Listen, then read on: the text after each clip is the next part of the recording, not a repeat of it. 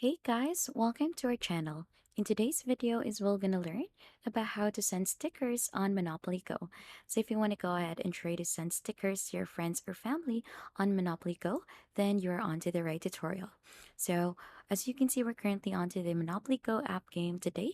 And for you to be able to send in a sticker, you need to go or head onto the bottom part onto this icon so that you could go ahead and try to see the different stickers that you have onto your account. So you'll just have to choose onto which stickers you want to go ahead and send. And please do know that you cannot go ahead and send a sticker if you don't have a duplicate for it. So only the duplicate stickers are the one that you could send to your friends. So as you can see, I don't have a current duplicate sticker onto my account as of the moment. But if you do onto your end, you'll just have to click onto that and you should be able to see a button in there to send it directly to your friends or family. And that's just basically it onto sending stickers on Monopoly Go. If you think this has been helpful, don't forget to hit the like, subscribe, and we'll see you on to our next video.